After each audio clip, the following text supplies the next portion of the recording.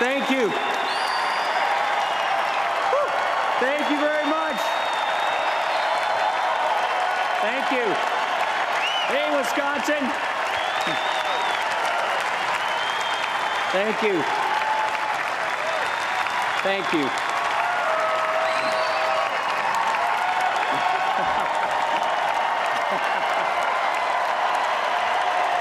guys are great.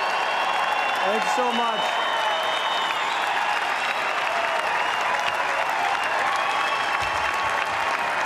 Thank you. Mr. Chairman, delegates, and fellow citizens, I am honored by the support of this convention for Vice President of the United States.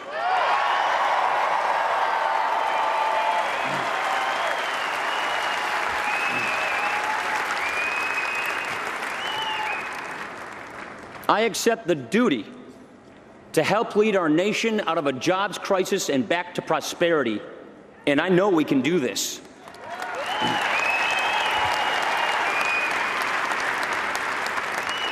I accept the calling of my generation to give our children the America that was given to us, with opportunity for the young and security for the old. And I know that we are ready.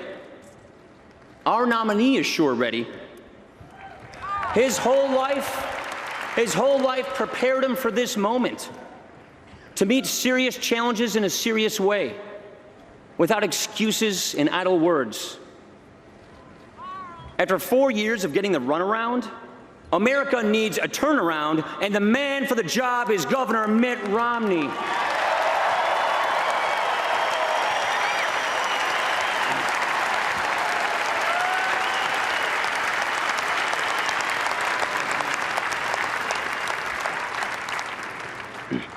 I'm the newcomer to this campaign, so let me share a first impression. I have never seen opponents so silent about their record and so desperate to keep their power. They've run out of ideas. Their moment came and went. Fear and division is all they've got left. With all their attack ads, the president is just throwing away money, and he's pretty experienced at that.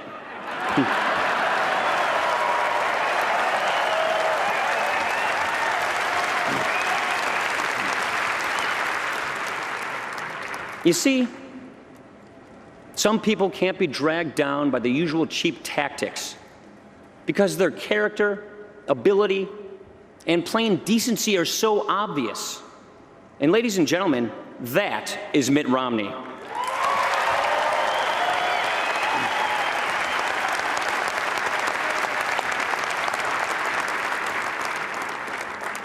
For my part, your nomination is an unexpected turn. It certainly came as news to my family. And I'd like you to meet them. My best friend and wife, Jana, our daughter, Liza, and our boys, Charlie and Sam.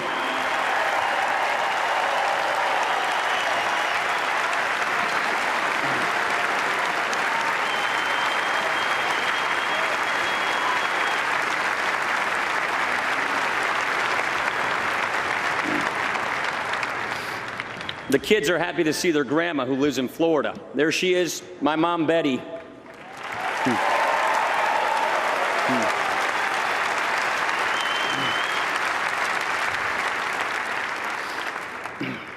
My dad, a small-town lawyer, was also named Paul. Until we lost him when I was 16, he was a gentle presence in my life. I'd like to think he'd be proud of me and my sister and brothers.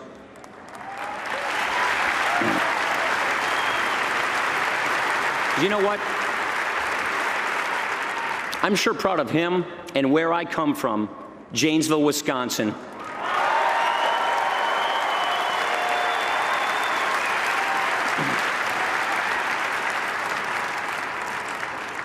I live on the same block where I grew up. We belong to the same parish where I was baptized. Janesville is that kind of place. The people of Wisconsin have been good to me. I've tried to live up to their trust. And now, I ask those hardworking men and women and millions like them across America to join our cause and get this country working again.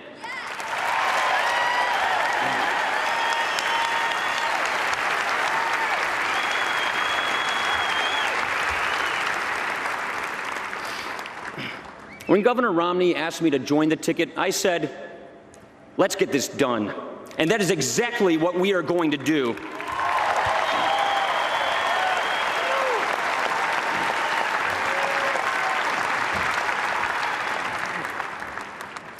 President Barack Obama came to office during an economic crisis, as he has reminded us a time or two. Those are very tough days.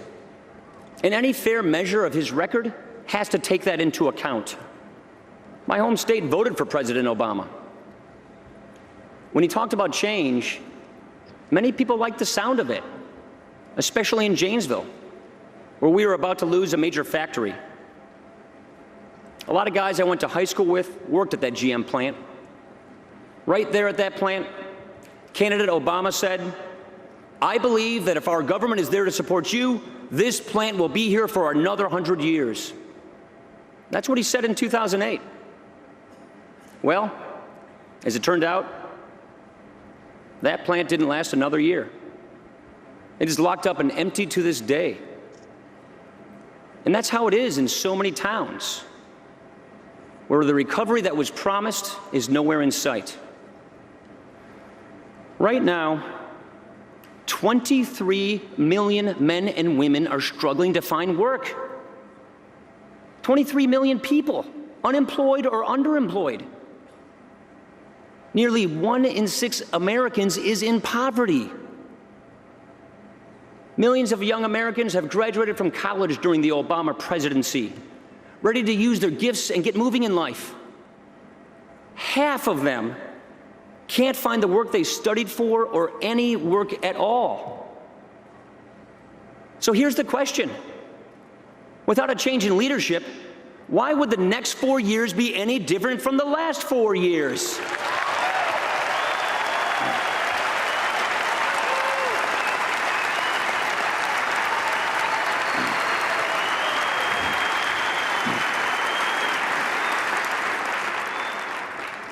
The first troubling sign came with the stimulus.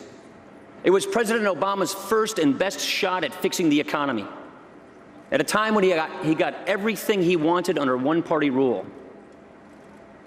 It cost $831 billion, the largest one-time expenditure ever by our federal government. It went to companies like Solyndra, with their gold-plated connections, subsidized jobs, and make-believe markets. The stimulus was a case of political patronage, corporate welfare, and cronyism at their worst.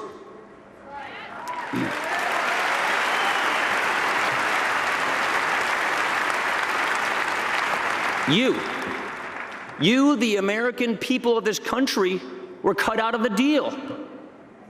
What did taxpayers get out of the Obama stimulus? More debt. That money wasn't just spent and wasted. It was borrowed, spent, and wasted.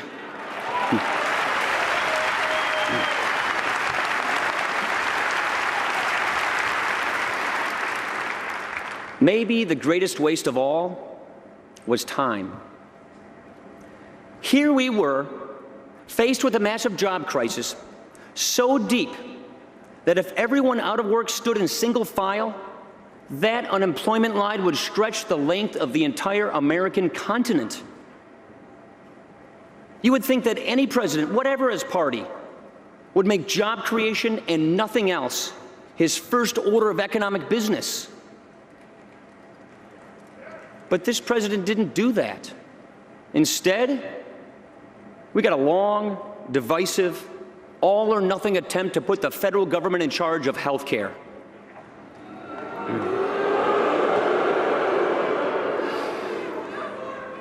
Obamacare comes to more than 2,000 pages of rules, mandates, taxes, fees, and fines that have no place in a free country.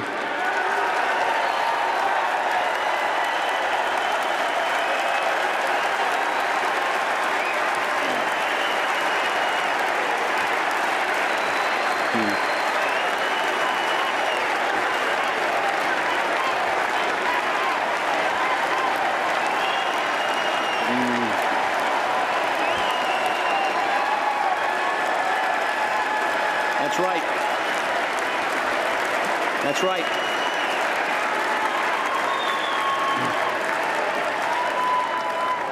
You know what? The president has declared that the debate over government-controlled health care is over.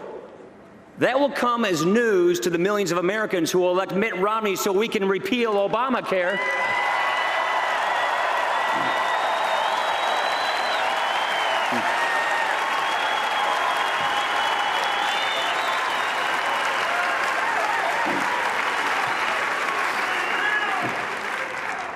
And the biggest, coldest power play of all in Obamacare came at the expense of the elderly. You see, even with all the hidden taxes to pay for the healthcare takeover, even with the new law and new taxes on nearly 1 million small businesses, the planners in Washington still didn't have enough money. They needed more. They needed hundreds of billions more.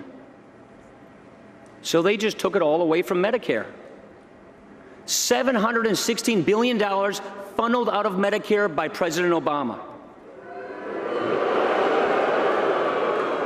An obligation we have to our parents and grandparents is being sacrificed, all to pay for a new entitlement we didn't even ask for.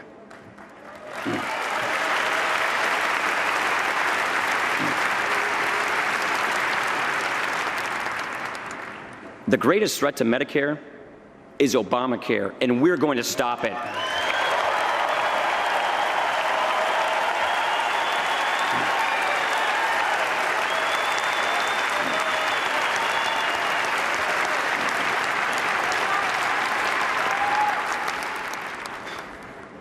In Congress, when they take out the heavy books and the wall charts about Medicare, my thoughts go back to a house on Garfield Street in Janesville.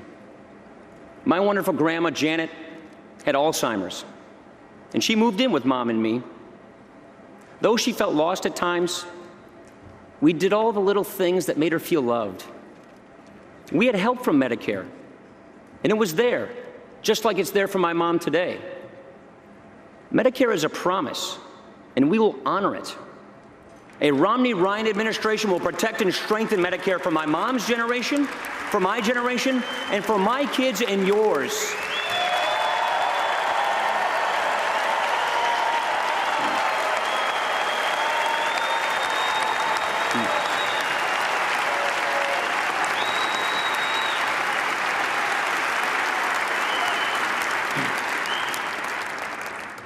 So our opponents can consider themselves on notice. In this election, on this issue, the usual posturing on the left isn't going to work. Mitt Romney and I know the difference between protecting a program and raiding it. Ladies and gentlemen, our nation needs this debate. We want this debate. We will win this debate.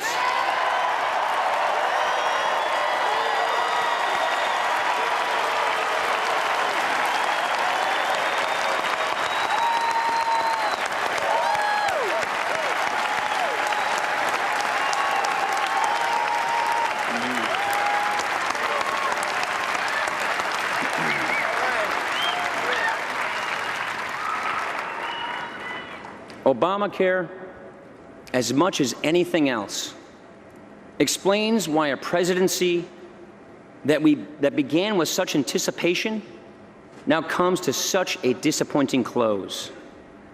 It began with a financial crisis.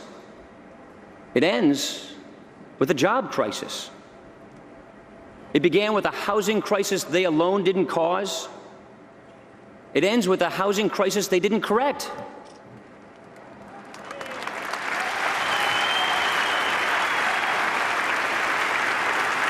It began with a perfect AAA credit rating for the United States. It ends with a downgraded America. It all started off with stirring speeches, Greek columns, the thrill of something new. Now, all that's left is a presidency adrift, surviving on slogans that already seem tired, grasping at a moment that is already past, like a ship trying to sail on yesterday's wind.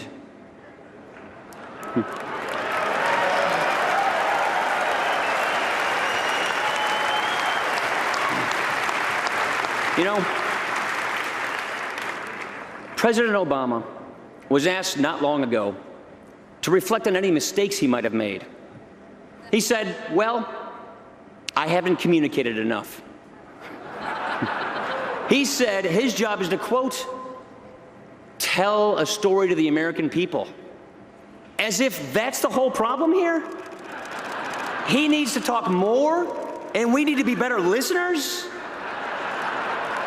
Ladies and gentlemen, these past 4 years, we have suffered no shortage of words in the White House. What is missing is leadership in the White House.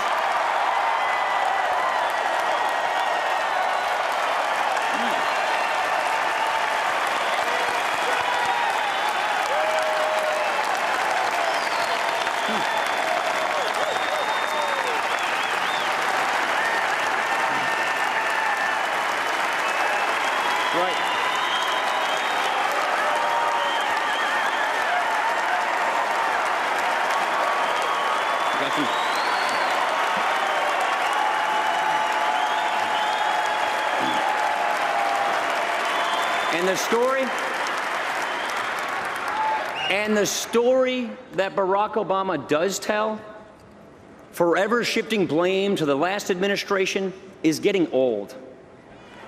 The man assumed office almost 4 years ago. Isn't it about time he assumed responsibility?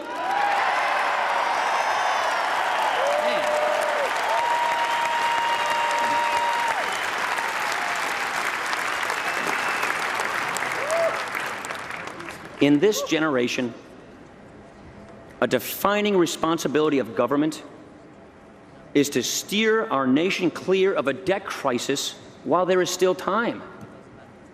Back in 2008, candidate Obama called a $10 trillion national debt unpatriotic. Serious talk from what looked like a serious reformer. Yet by his own decisions, President Obama has added more debt than any other president before him, and more than all the troubled governments of Europe combined.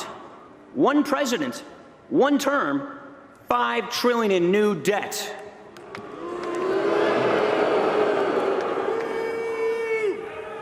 He created a new bipartisan debt commission. They came back with an urgent report. He thanked them, sent them on their way, and then did exactly nothing. Republicans stepped up with good faith reforms and solutions equal to the problems. How did the president respond? By doing nothing. Nothing except to dodge and demagogue the issue. So here we are, $16 trillion in debt, and still he does nothing. In Europe, massive debts have put entire governments at risk of collapse, and still he does nothing. And all we have heard from this president and his team are attacks on anyone who dares to point out the obvious. They have no answer to this simple reality. We need to stop spending money we don't have. Really simple. Not that hard.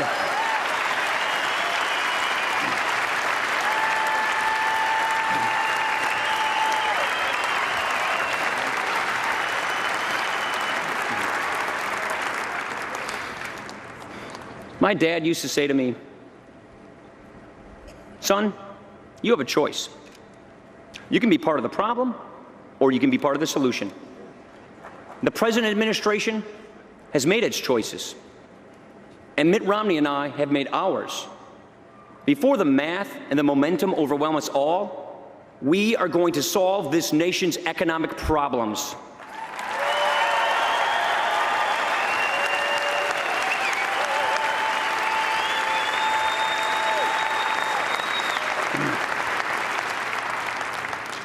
And I'm going to level with you. We don't have that much time.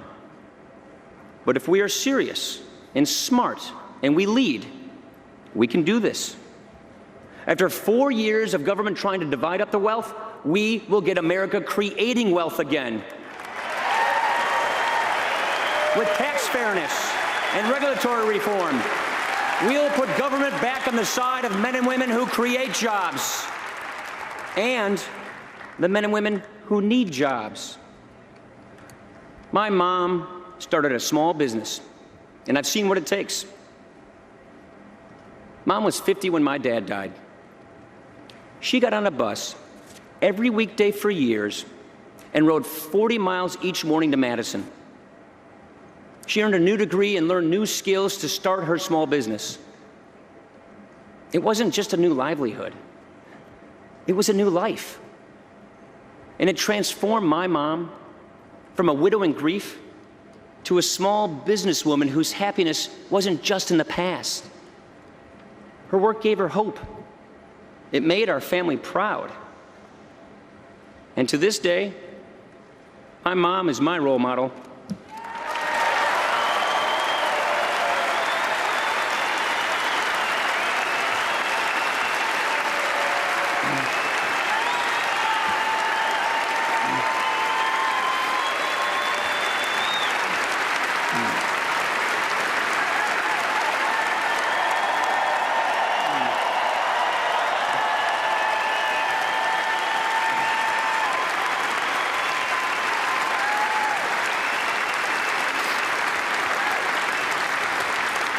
Behind every small business, there's a story worth knowing. All the corner shops in our towns and cities, the restaurants, cleaners, gyms, hair salons, hardware stores, these didn't come out of nowhere. A lot of heart goes into each one. And if small business people say they made it on their own, all they're saying is that nobody else worked 7 days a week in their place. Nobody showed up in their place to open the door at 5 in the morning. Nobody did their thinking and worrying and sweating for them. After all that work and in a bad economy, it sure doesn't help to hear from their president that government gets the credit. What they deserve to hear is the truth. Yes, you did build that.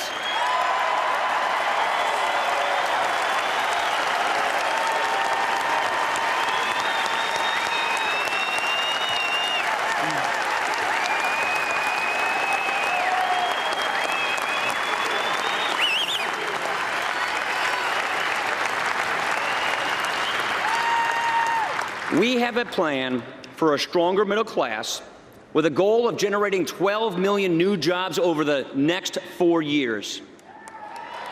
In a clean break from the Obama years, and frankly, from the years before this president, we will keep federal spending at 20% of GDP or less, because that is enough.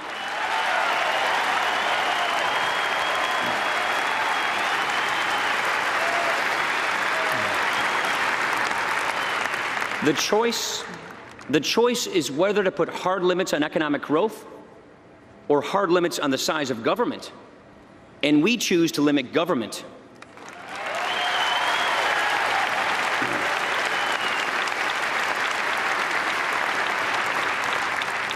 I learned a good deal about economics and about America from the author of the Reagan tax reforms, the great Jack Kemp.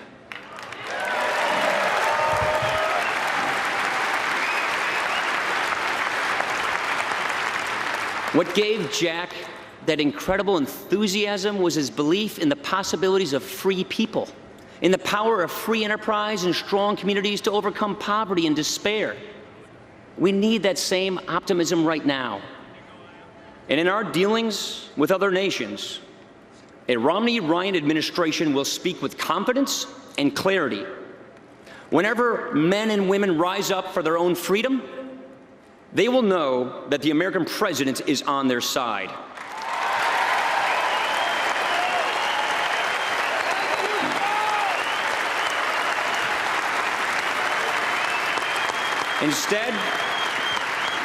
Instead of managing American decline, leaving allies to doubt us and adversaries to test us, We will act in the conviction that the United States is still the greatest force for peace and liberty that this world has ever known.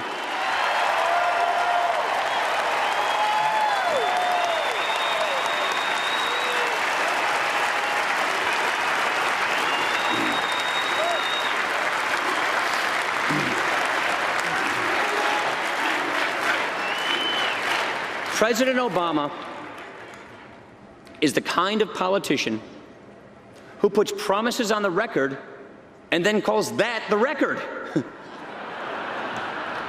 But we are 4 years into this presidency. The issue is not the economy that Barack Obama inherited, not the economy that he envisions, but this economy that we are living.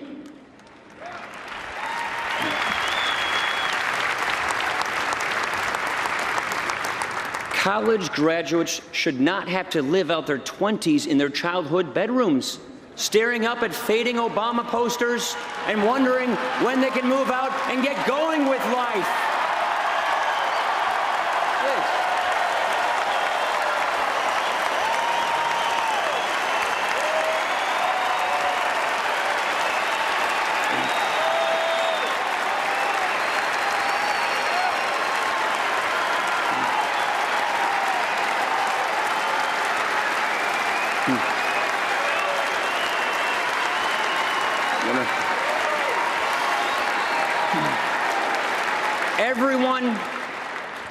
Everyone who feels stuck in the Obama economy is right to focus on the here and now.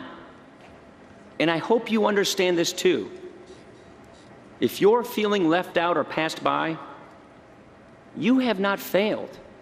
Your leaders have failed you. None of us should have to settle for the best this administration offers. A dull, adventureless journey from one entitlement to the next, a government-planned life, a country where everything is free but us. Listen to the way we're already spoken to.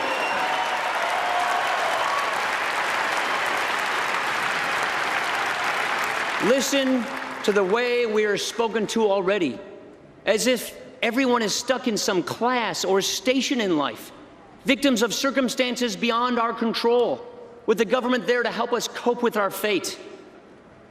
It's the exact opposite of everything I learned growing up in Wisconsin or at college in Ohio.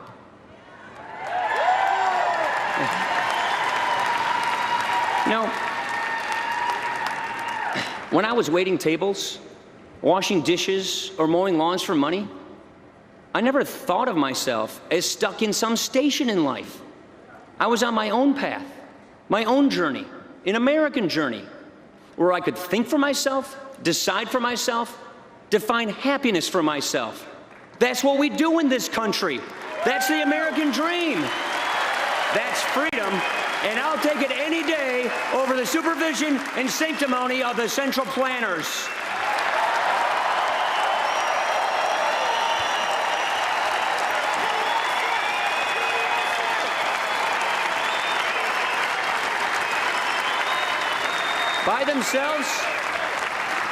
By themselves, the failures of one administration are not a mandate for a new administration.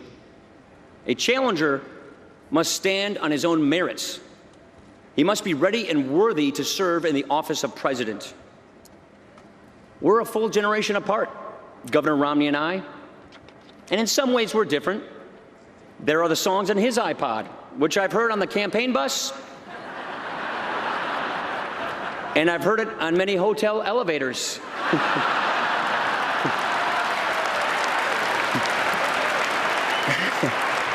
He actually urged me to play some of these songs at campaign rallies. I said, look, I hope it's not a deal breaker, Mitt, but my playlist, it starts with AC/DC and it ends with Zeppelin.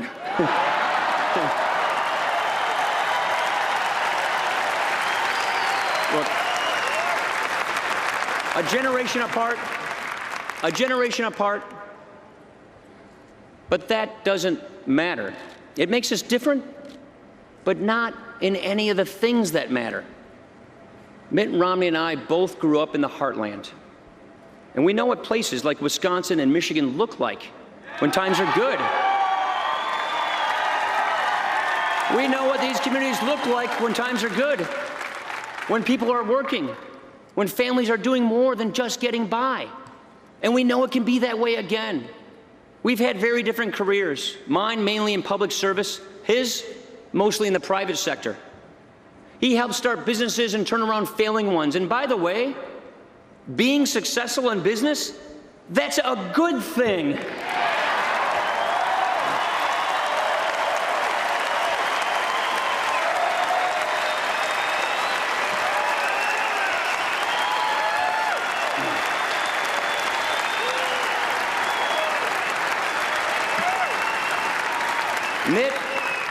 Mitt has not only succeeded, but he succeeded where others could not. He turned around the Olympics at a time when a great institution was collapsing under the weight of bad management, overspending, and corruption. Sounds kind of familiar, doesn't it? He was the Republican governor of a state where almost 9 in 10 legislators are Democrats, and yet he balanced the budget without raising taxes. Unemployment went down, household incomes went up, and Massachusetts under Governor Mitt Romney saw its credit rating upgraded.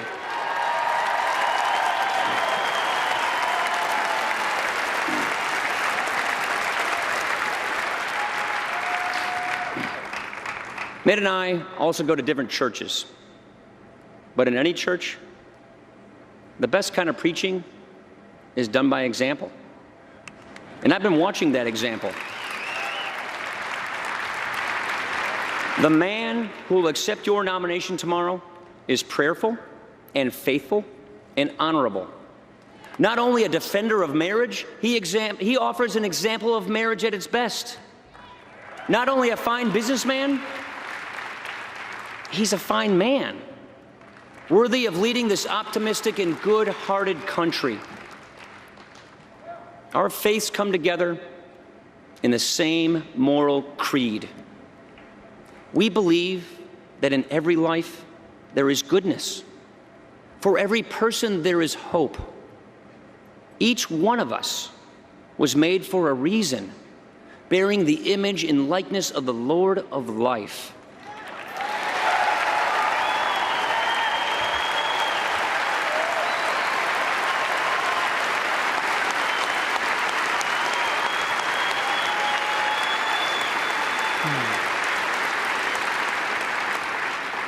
We have responsibilities, one to another. We do not each face the world alone. And the greatest of all responsibilities is that of the strong to protect the weak. The truest measure of any society is how it treats those who cannot defend or care for themselves.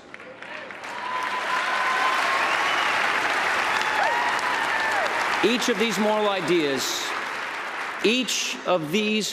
ideas is essential to democratic government, to the rule of law, to life in a humane and decent society. They are the moral creed of our country, as powerful in our time as on the day of America's founding. They are self-evident and unchanging, and sometimes even presidents need reminding that our rights come from nature and God and not from government.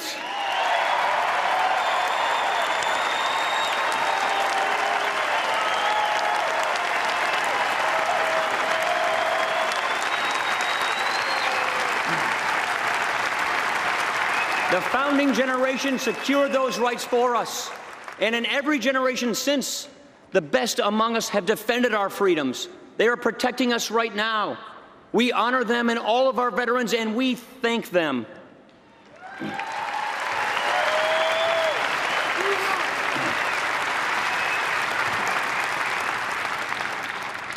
The right that makes all the difference now is the right to choose our own leaders. And you are entitled to the clearest possible choice, because the time for choosing is drawing near. So here is our pledge. We will not duck the tough issues, we will lead. We will not spend the next 4 years blaming others. We will take responsibility. We will not try to replace our founding principles. We will reapply our founding principles. The work ahead will be hard. These times demand the best of all of us. All of us, but we can do this. We can do this. Together, we can do this. We can get this country working again. We can get this economy growing again. We can make the safety net safe again. We can do this. Whatever your political party, let's come together for the sake of our country. Join Mitt Romney and me. Let's give this effort everything we have. Let's see this thing all the way through. Let's get this done. Thank you, and God bless you all.